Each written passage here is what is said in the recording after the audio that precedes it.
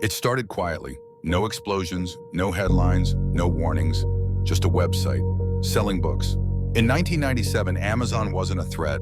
It was a curiosity, a small online bookstore promising convenience. In a world that still trusted physical shelves and handwritten receipts, no one imagined that this company would one day control how the world shops, how businesses survive, and how competition itself would be redefined. Today, nearly half of all online purchases in the United States pass through Amazon. Millions of small businesses depend on it. Millions more disappeared because of it. And the most unsettling part is this: both of those statements are true. Amazon didn't arrive as a destroyer. It arrived as an opportunity. A digital marketplace where anyone, anywhere, could sell to everyone, everywhere. For small business owners, it felt like liberation. No expensive storefront, no massive marketing budget, no middlemen, just a product, a listing, and access to a global audience. At first, it worked. Garage sellers became full-time entrepreneurs. Local brands found international customers. Amazon's infrastructure handled payments, shipping, and trust. For many, this was the first time the system felt fair. But systems that feel fair at the beginning don't always stay that way. Because Amazon wasn't just building a store. It was building the rules. Every search result, every recommendation, every ranking was controlled by an algorithm no seller could see. They rented attention. And slowly, dependence replaced opportunity. Leaving Amazon became unthinkable. A single policy change could erase years of work. Accounts were suspended without warning. Funds were frozen for weeks, sometimes months. Products vanished from search results overnight.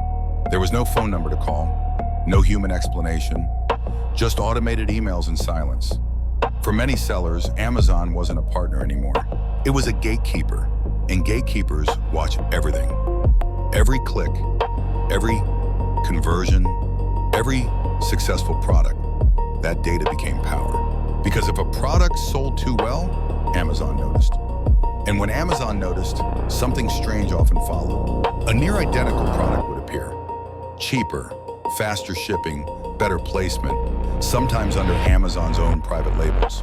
The platform wasn't just hosting competition, it was becoming the competition. Small business owners described the same feeling again and again. Pride turning into paranoia, growth turning into fear, success becoming a signal that they might be replaced by the very system that once empowered them. Amazon denied systematic wrongdoing, but investigations, leaked documents, and internal communications told a more complicated story. The playing field wasn't level, it was tilted by design. And even outside the marketplace, Amazon's shadow stretched further. Brick-and-mortar stores watched foot traffic decline as customers browsed aisles only to pull out their phones and search for lower prices online. A behavior that became known as showrooming. Small retailers paid the rent, stocked the shelves, and trained the customer, only for Amazon to close the sale. Entire shopping districts faded, independent stores closed, local economies thinned. Amazon didn't force this behavior, but it perfected it. Price became the weapon, speed became the advantage, and scale became the difference between survival and extinction. Because Amazon doesn't need to win today, it only needs to outlast you. With massive cash reserves and razor-thin margins, Amazon can afford losses that would destroy a small business in weeks. Price wars that no independent seller can survive. Discounts that look impossible until you realize Amazon is playing a longer game.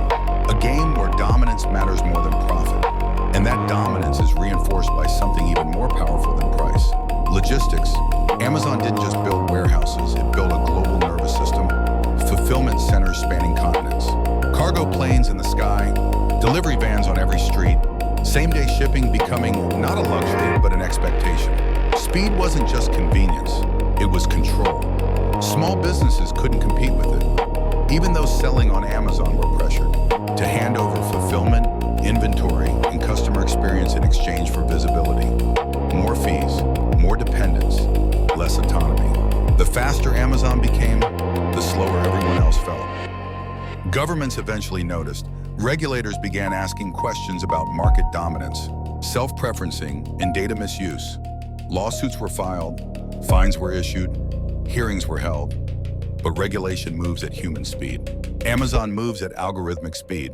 By the time rules are written, the system has already changed. And yet, Not every small business lost. Some adapted, some escaped. They stopped chasing the lowest price and started building identity. They used Amazon as a tool instead of a foundation. They built audiences, communities, and brands that couldn't be copied by an algorithm. They learned that Amazon is unbeatable at efficiency, but weak at connection. Because Amazon doesn't know your customer's name. It doesn't know their story. It doesn't know why they chose you. And that's where the real conflict begins. Because Amazon isn't just a company, it's a mirror. It reflects what we reward: speed over loyalty, convenience over community, cheap over meaningful. We trained the algorithm with our choices. We clicked, we compared, we optimized. Amazon didn't change consumer behavior, it perfected it. So when we ask whether Amazon destroyed small businesses, we're really asking something deeper. What happens when innovation grows faster than ethics? What happens when efficiency becomes more valuable than resilience? What happens when a platform becomes so essential that leaving it feels impossible? Amazon gave millions of people a chance, and it took millions of chances away. Both are true. The story of Amazon versus small businesses isn't about heroes and villains. It's about power. Who has it? Who controls access? And who decides the rules? Because the next Amazon isn't coming. It's already here. And whether it becomes innovation or domination depends on what we choose to reward next.